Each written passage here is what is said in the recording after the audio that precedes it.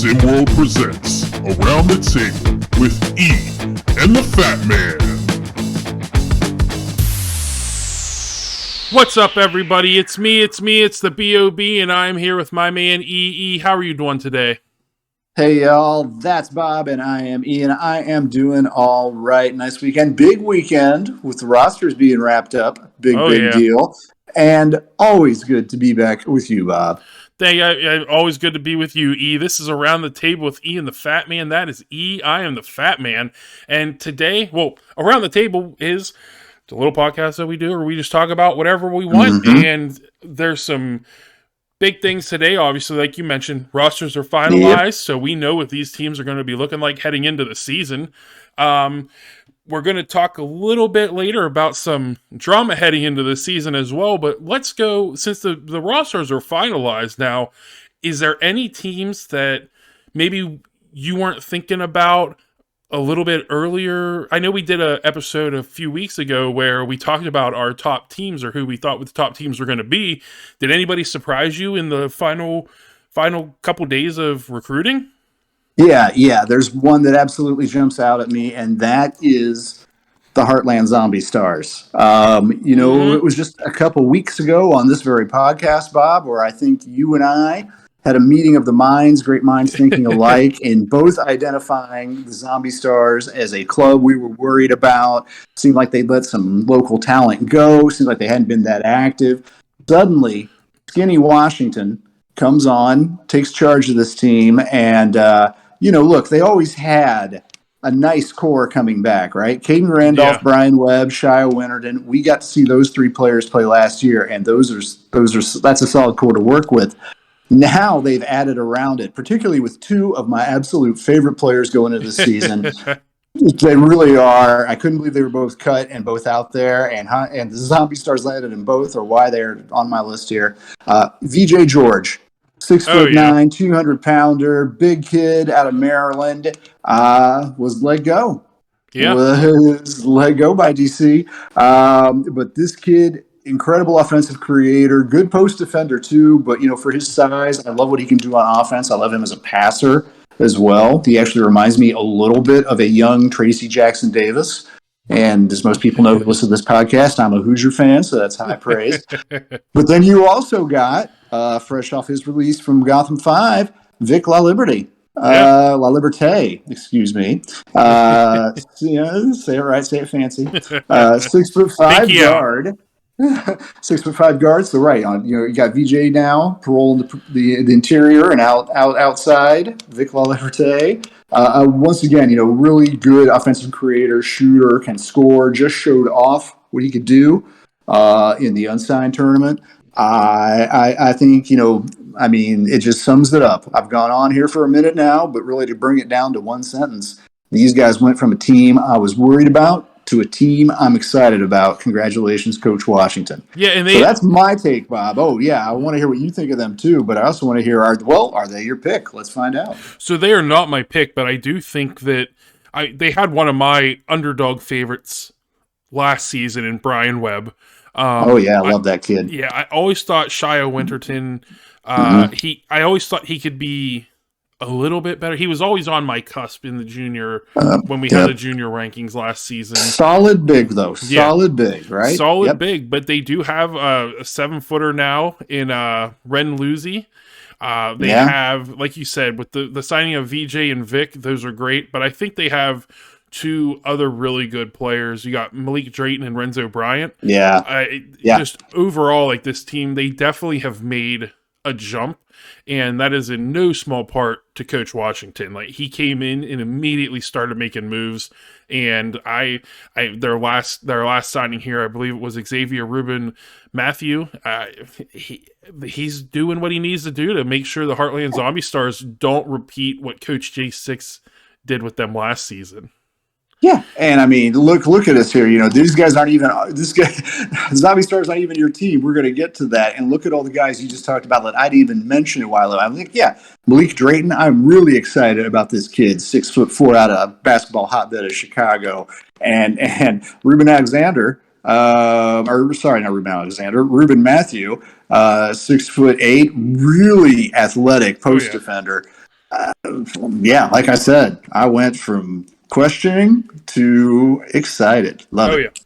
So for me, I have to go with the originators, and I think Mm, they made some sneaky good picks heading into the final weeks of recruiting. But I think that addition yesterday of Victoris Elgauskas is going to be big for them. yeah. There's just Big literally. literally big. Literally, he is huge. And 7 foot, 270 pounds of abs- center at 16. yeah, she's gonna have another season with him next year. So Yeah. imagine a little bit more weight and maybe a little bit more height on him. Yeah. Yeah. But I think that addition to me really pushes them up. I would be willing to throw them into the top 5 now. I mean, you gotta look. You got Ilgauskas. You have DJ Wagner, the number 1 player in the country, and they have a ton of really sneaky good shooters, something they did not have last season. They had, I cannot think of his name off the top of my head, but you loved him. I think was it his uncle that played in the NBA? Not Eric Nelson. No, Eric Nelson is there. It was oh man, I can't think of his name, and you're gonna kick me for it. We'll remember at the end or Of course, that's what happens. No, I think Eric Nelson. He has found his way. I get to watch all the scrimmages, obviously, because we as the media team, we get that luxury. And Eric Nelson has found himself obviously playing with the second team.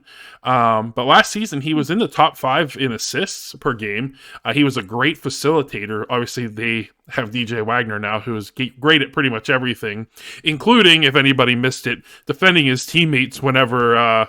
do I want to say he defended his teammates? Did you see that his team and the other team that they were playing have been kicked out of the state championship or the state playoffs?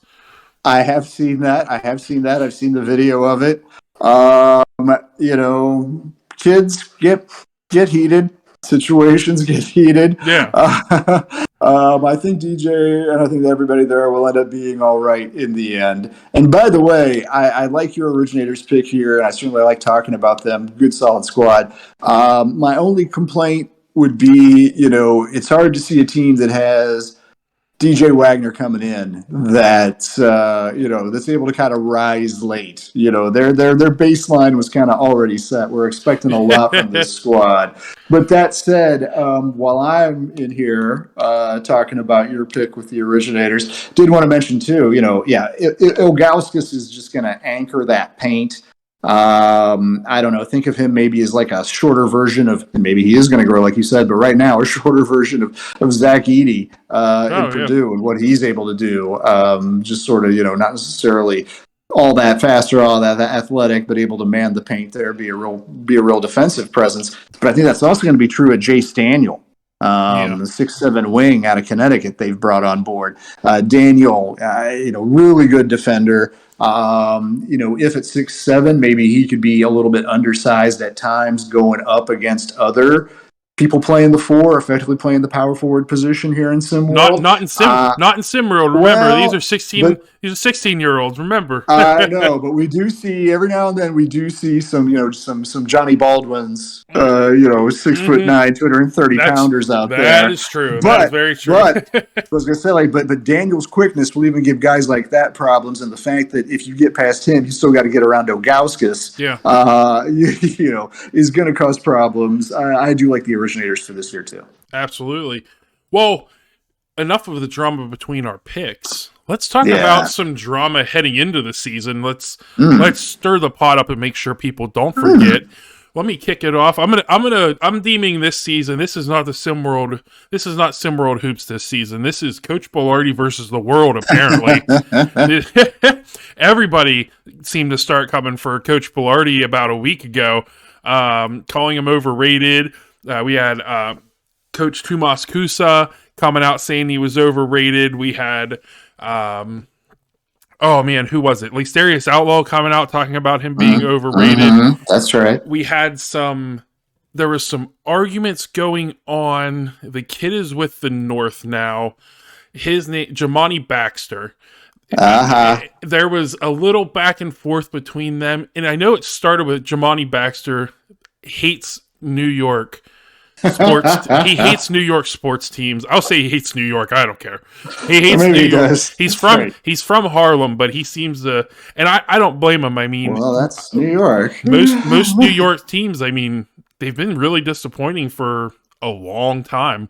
I mean, outside of the Yankees. Did the Mets win recently, or they went to the? They haven't won anything recently, unless I'm forgetting something. I don't think. But yeah, there was a little bit of back and forth between them. I know Coach Bilardi was going to scout him, and then all that happened. And he backed off, and he wasn't going to play with him anyways, or play for him anyways. But I mean, it's everybody. All of a sudden, some people did come to Coach Bilardi's defense. But man, it was so out of left field. I couldn't believe it when I seen all that, especially from new people. I can believe it, Bob, because I think what you're seeing here is this is the price of success. Bilardi, and last year the New York Stars, as Gotham 5 was known, they didn't win everything, but they had a heck of a good year. More than 20 wins, some championships under their belt, were considered one of the top teams all throughout the course of the season. And Shea King is their star guard, and then Stephen Johnson Odom down low early in the season, and Chance Milton-Jones late in the year. Those two, workhorsed it. CMJ and SJO workhorsed it last year. So, hey, Bilardi's on top, and when you're up on top, people are going to take shots at you. And that's the world, and that's life. And I think Coach Bilardi is tough enough to take it. He's got some people in your corner, as you say. Rick Blaze is always going to be in Coach Bilardi's corner. Respects him. I love what he did last year. And look, I'm interested to see what they're going to do this year. I mean, they once again, he's put together a nice lineup. But can you reach up to the level of last year? I guess we're going to find out real soon, about 2 weeks, season kicks off. Yeah, I mean, and one of the arguments was that Coach Bilardi inherited this team. I mean, last season was the first time any of these kids, the Ground Zero season, the first time any of these kids played together. He took some of those kids, like SJO and CMJ, were absolutely not supposed to do what they did last season. And that's the coaching part of it. Coach Bilardi put all of those kids in position to be able to do what they did. He obviously isn't the only reason that they were good, because they all had talent, but he knew where to put those kids to put them in position to be able to win those games. And I mean, with his recruiting that he did this year, I mean, when he got Lovejoy, the Matthews cousins, the Williams cousins, McKenzie, I mean, I don't think we're going to see him slowing down anytime soon. No, he's recruited well, and recruiting is the underpinning of our next topic and our next drama, the theme of today's show. And that has gone on between the originators, Coach Dodge, and on G5, Majere Williams. So to give you a little bit of background here, and this is all on our Discord, and I certainly encourage everybody out there actively participate in, read, and take part in our Discord, SimWorld Discord. But, Coach Dodge really kind of let things settle down a little bit before she really got recruiting this season. She wasn't in, the first couple days, sort of some of the frenzy, which is a kind of strategy to take, is to not get involved in the feeding frenzy, sit back and get the right pieces. Yeah. But people are kind of sensitive to who shows you the love and who doesn't. Yeah. And Majere just kind of thinks he should have been given some attention and given an offer by the originators. Yeah. That, would have made geographic sense. I get it. I understand his point as well. And the reality is that Majere definitely likes to talk about it. He's definitely let his opinion be known. And look, hey, some kids, and I'm 100% cool with this, some kids, some coaches, some human beings are driven by rivalry. Yeah. And even kind of creative. Look, Michael Jordan loved to do that, right? The slightest slight, I am never going to forgive you. Oh, yeah. Randy Moss got so mad at the Dallas Cowboys for not drafting him, punished them for years and 3 years. touchdowns on Thanksgiving Day. You know it. Vikings fan here knows it, folks. So I get it with Majere. And hey, this is another one where like some of those California battles I want to see this year. Okay, I just circled Originators and Gotham 5. That was going to be a good matchup anyway, but let's see what Mugere does, and let's see what Coach Dodge does in that game as well. You know what's really disappointing to me? So you're circling that game, but I can't believe it, and I think it's because last season the Originators and Gotham 5 were in the same groupings because of their geographical placement. They're not in the same division this year, so they only play once, and they play. It makes it more special. It makes it more special, and I guess it being at the end of the season, I think it's the Originators. I'm always really bad at going. So it's the game. It's not the last game. It's not the second to last game. It's that game. So it's one of the last games. Yeah, it's one of the last games of the season. Yeah, something. Yeah, penultimate, not ultimate, but penultimate, something maybe? Like that. I don't know. Somebody Google that. But yeah, those are one of those teams. Like I loved watching them battle. I loved watching Gotham 5 and Run DMV battle, which we'll get to see them battle twice this year in the regular season. So, but yeah, I'll be real interested to see what Mugere does, where Coach Dodge is at that point with the Originators, where DJ Wagner is at that point in the season, because. With the way he's been playing in some of these scrimmages, man, SimWorld needs to watch out. Yeah. No, I know. It's hard to call a player like him flying under the radar, but he really kind of is in a way. He's going to be special when he hits the court when it counts. So that's going to be fun to watch, seeing him get coached up out there. Oh, for sure. Switching gears a little bit, let's head to the West. Let's head to the West Coast. We were really on the East Coast with all of our picks there. Or not our picks, the drama. Everything we've been discussing. It's like the 80s, 90s rap. Coach Pope of Bay Area Breakers and Coach Smith of the other team out there in California. Showtime basketball. Showtime. Folks. I'll be honest. I'll be honest. I'm a little sleepy, so I drew a blank on the names. So not being a jerk this time. But but them two, and it's more. So Coach Pope and Coach Smith, they're clearly taking two different avenues. Coach Smith really loves poking the bear and fanning the flames, and Coach Pope just, to me, he seems like he wants to play to do the talking. He'll come back with a quip here and there, but man, the drama is there because they have they have the two most talented teams, regardless of personal feelings, whatever anybody wants to say about me and LeBron James, because he's a bum. When anybody, they're the two most talented teams out there, from top to bottom, and there's gonna be that tension and the drama. It's clear whenever one of those teams when one of the teams enters the chat, the other team's entering the chat. I don't really know what that's a saying the new kids, they're not the new kids, the young kids say nowadays. I understand it, but I don't get it at the same time. But that's one. I think we're going to have to watch that all season. And I don't think anybody was going to forget to watch that all season, but just in case anybody forgot.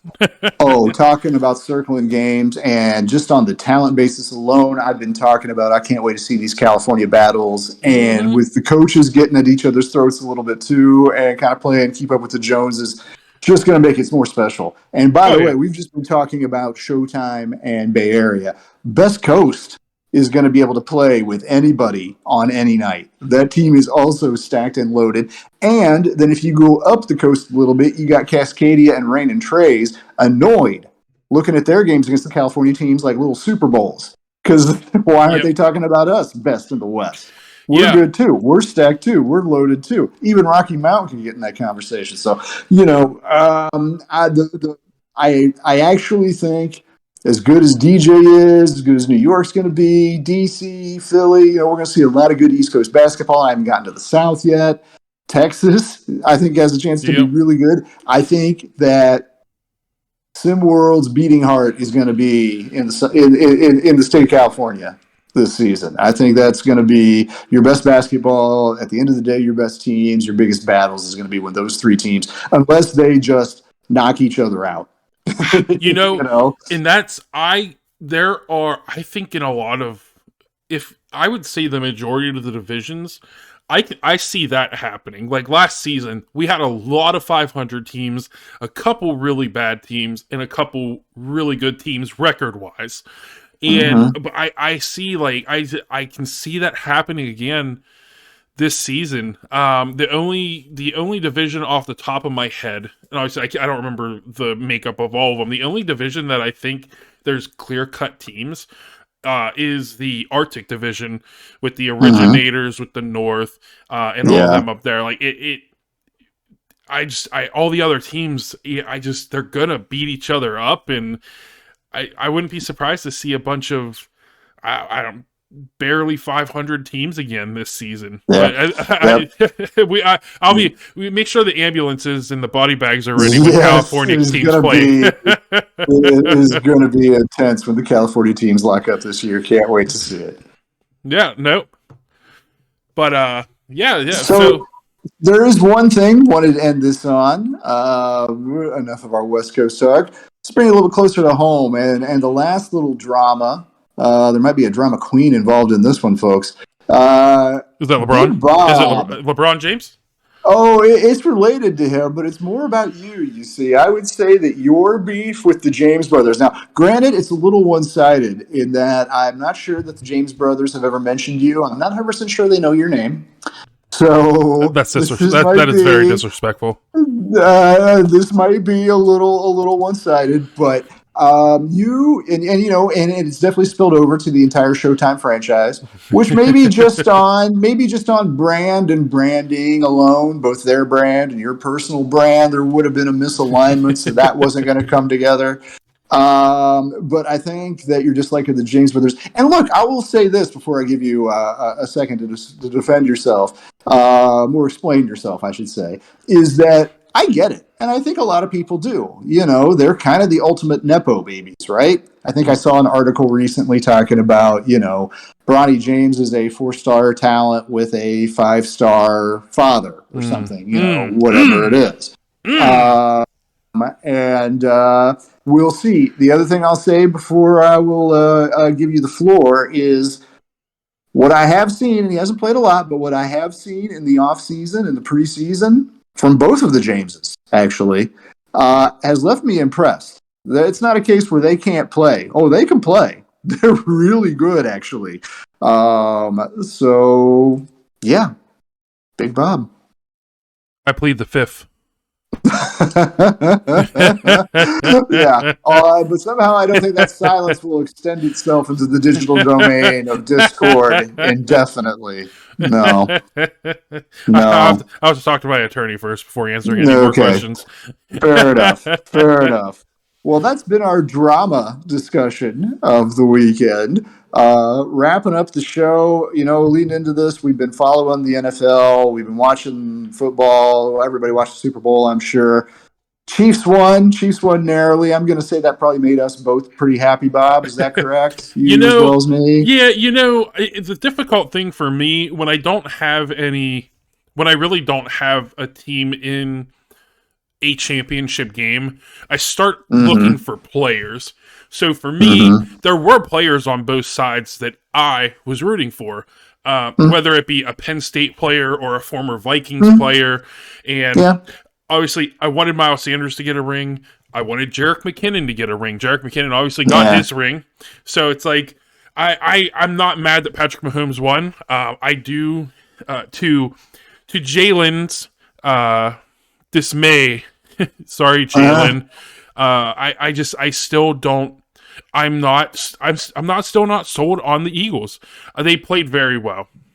Both teams played very well in the Super Bowl. Obviously, they're in the Super Bowl. They had to do something right.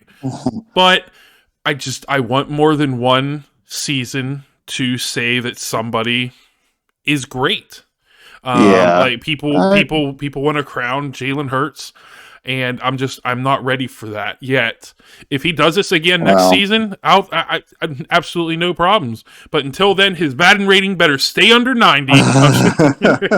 well, you can pretty much crown Kansas City great at this point, and Patrick Mahomes grew great, I would say, even though he's still only 26, something like that. Hey, something ridiculous, something just crazy. ridiculous. But for me, when I don't have a strong rooting interest in a game, I just hope it's a good game, and this one certainly met that definition. Now, that said, I had a strong rooting into this game. I'm a Cowboys fan, so I hate the Eagles, of course, and want bad things to happen to them generally in painful ways, and this kind of did that for me and for them. So that was a nice little bit of Schadenfreude, joy in the suffering of others. By the way, only the Germans came up with a word that means joy in the suffering of others. But the other thing I will say is that to my delight, that last field goal, that sequence where McKinnon went down instead of scoring the touchdown wisely, allowing Harrison Butker to kick the game-winning field goal, also happened to align with my Super Bowl box pool, getting me paid. There you go. That's all that mattered. I made a couple. So I've never spent any real money. I've never spent my own money on bets, but I do free ones on FanDuel every now and again, and sometimes I win a little bit. I lost all my money, all that money that I had on there for the Super Bowl. I had Miles Sanders and AJ Brown going for 75 yards each, and obviously Miles Sanders got shut down and absolutely shut down. Well, I do want to ask you, so the season's over. What are your thoughts? And I know why it happened. Eric Bieniemy heading to the Washington Commanders to be their offensive coordinator, leaving Patrick Mahomes and Andy Reid in Kansas City. Do you what are your thoughts? Do you think there's going to be any drop off for old Patty? Well, I mean, I think it's tough, to predict that kind of greatness and another Super Bowl run again. I mean, it's just so hard to do that in the NFL, and there's injuries and there's other things and whatever. I would say this is a situation where I wouldn't expect Kansas City necessarily to drop off that much, but at the same time, I actually think it's a really great hire. I really like Bieniemy. I remember when he was a running back himself for Colorado, I'm pretty sure it was. I actually really like him, really respect him, heard lots of great things about him. And as much as I don't want Washington to be good at football, I think that's a very good hire for them. Yeah, I initially questioned him leaving, but at the same time, someone pointed out he's had something of like 16 head coaching jobs and has never gotten one. And I understand why. People like to throw other things into the pot as to why, but there's questions of does he call plays? Does he have any hand in that offense in Kansas City? Needs to be someplace else and prove it there. I get it. I just don't know if Washington's that place. They have Sam Howell. They have a rookie. Well, it's going to be a second year. If you make it work there, you'll look very impressive. Oh, absolutely. Yeah, they'll fire Ron Rivera and then just promote him. They'd be lucky if he pulled that miracle. Yeah. Hey, so last thing, I know I'm throwing a whole lot of things in here that we weren't really planning on talking about before our episode last week. Did the Kyrie? Oh yeah, because it was. I said that was that last week. I said Kyrie wasn't getting traded, and then 15 minutes after it posted, right immediately after he got traded. I know. And then KD. I was ready to say KD. Yeah. I knew he was going to request. What do you think? What are you thinking? Has your mind changed at all with the NBA season with those two? I call them blockbuster trades. I would too. I mean, I didn't think much of Brooklyn this season, even with them maybe at the start of the year. I thought they might be a little better than last year, actually, but it just didn't work. Obviously, it didn't gel. So, I would actually say, kudos to Brooklyn for getting whatever they can get out of that. Yeah. And look, KD, he's a little bit of a hard guy to love. He's a little prickly. He has a little bit of a, mercenary vibe and tag to him. It just sort of makes him hard to idolize in that way. But I will say, He makes a very interesting fit in Phoenix, a team that already has some really good, really intriguing pieces. Oh, yeah. And we'll see, much like Golden State probably needed him for that, for that role he played with them during his brief tenure there, but it certainly got results. I could see it there. Dallas, I love Luka. I actually probably am a bigger fan of Kyrie than the average basketball fan is. But that said, I don't know. We'll see how it works. Yeah. Two things, those are both guys that need to have the ball in their hands. Yeah, they are both ball-dominant players. And Dallas is going to have to score 130 points a night to win. Trading Dorian Finney-Smith, that's a big hole for that team. So, they're both blockbusters, but we'll see. A healthy Phoenix team, and that is the biggest question. Are they going to be healthy? Because Kevin Durant, when he's on the court, no matter what, he's amazing. But look at the little experiment they had in Brooklyn. Him, James Harden, and Kyrie Irving were on the court together, not necessarily always because of health, but for 16 games. Yeah. 16 total games over 2 years? Come on now. Yeah. But a healthy from top to bottom, I mean, what you'd have a healthy Chris Paul, healthy Booker, healthy KD. You got Ayton down low. I mean, it's a scary looking team. I'm still going with the Sixers, baby. Yeah.